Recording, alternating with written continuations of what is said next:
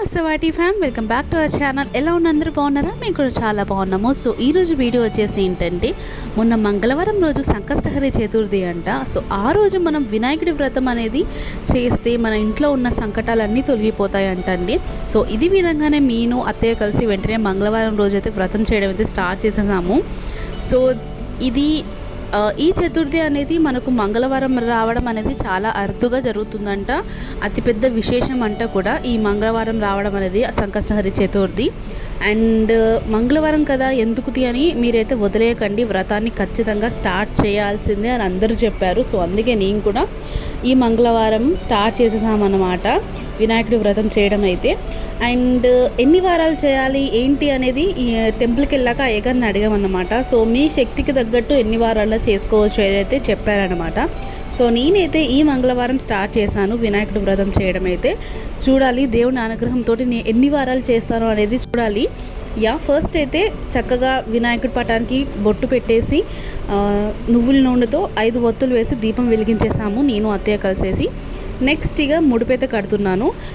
ఎర్రటి జాకెట్ ముక్కలో 3 గుప్పట్ల బియ్యం, 2 ఖర్జూర వక్కలు 2, అలాగే 11 బిళ్ళలు రూపాయి బిళ్ళలు వేసేసి చక్కగా ముడుపు కట్టేసుకొని, ఈ ముడుపు కట్టే వరకు మనం ఓం గణేశాయ నమః అనే మంత్రం జపిస్తూ ఉండాలంట.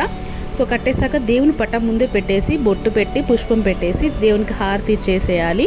నెక్స్ట్ ఇల్లంతా కూడా ధూపం వేయాలన్నమాట. ఇక నెక్స్ట్ మేము పూజ అంతా కూడా కంప్లీట్ అయిపోయాక టెంపుల్కి అయితే బయలుదేరిపోయాము. ఒక టెంపుల్కి వచ్చేసాక అయ్యగారిని అన్నీ అడిగామన్నమాట. ఈ వ్రతం ఎందుకు చేస్తారు, ఏంటి విశేషము, ఎలా ఉండాలి ఏంటి అనేది అన్నీ అడిగేశాను.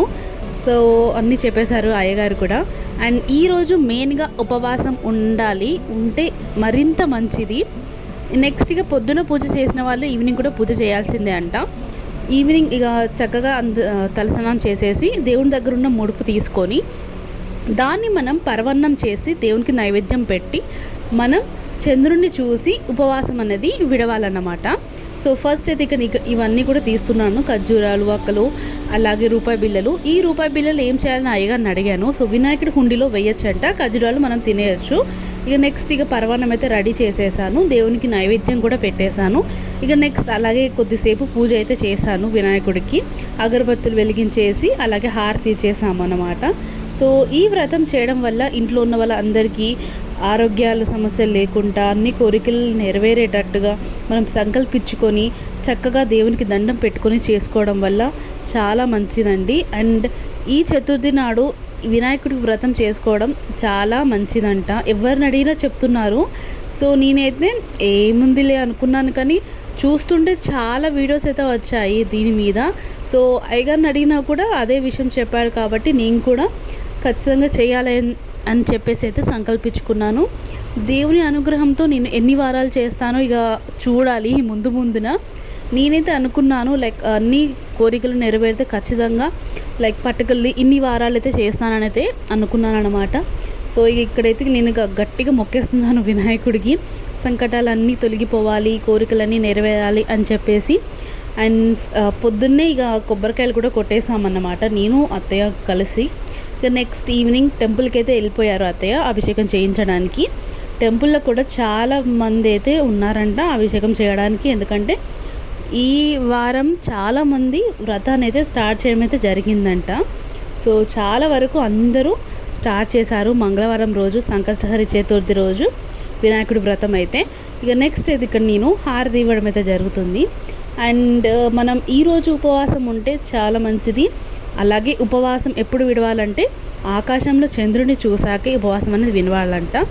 సో చంద్రుడు రాకపోతే మనం చుక్కలనన్నా చూసి ఉపవాసం అనేది విడవచ్చు. అండ్ అత్తయ్య గుడికి వెళ్ళింది కదా, సో అయ్యగారు అయితే 9 గంటల వరకు ఉపవాసం విడవాలి అని చెప్పారట. సో 9 గంటల వరకు వెయిట్ చేసి మేము చుక్కను చూసి ఉపవాసం అయితే విడిచామన్నమాట. ఇక్కడైతే హారతి అయితే ఇచ్చేస్తున్నాను, ఇక మీరు కూడా హారతి తీసుకోండి. నాకైతే ఈ పూజ గురించి అస్సలు తెలియదు, అయ్యగారిని అడిగి కొన్ని అలాగే యూట్యూబ్లో చూసి పూజ అయితే చేశానన్నమాట. అండ్ ఇందులో ఏదైనా కొన్ని తప్పులు ఏమైనా ఉంటే నాకు చెప్పండి కామెంట్ సెక్షన్లో.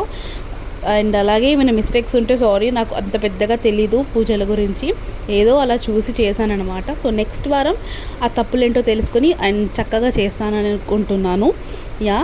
మా చంద్రబాబు పూజ చేస్తుంటే వచ్చి ఇక్కడ హారతిస్తుంటే గంట కొడుతుందన్నమాట చూడండి. అండ్ తిన కూడా కొంచెం భక్తి ఎక్కువనే, వచ్చి దండం పెట్టుకుంటుంది దేవునికి, చక్కగా దండం పెట్టుకుంది. టెంపుల్కి వెళ్దామన్నా కూడా చక్కగా వస్తుంది అన్నమాట, దేవునికి చక్కగా దండం పెట్టుకుంటుంది. ఇక ఇద్దరం కలిసి చక్కగా దండం పెట్టుకున్నాం అనమాట దేవునికి.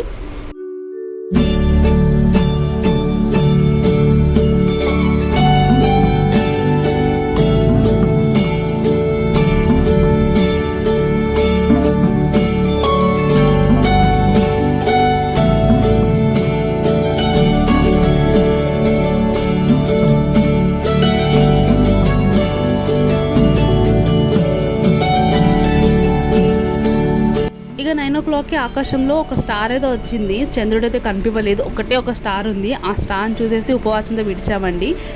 నేను చేసిన పూజలో ఏదైనా తప్పులు ఉంటే డెఫినెట్లీ కామెంట్ సెక్షన్లో కమెంట్ చేయండి. నెక్స్ట్ వారంలో ఆ తప్పులు ఏం జరగకుండా పూజ చేసుకుంటాను. Like and subscribe.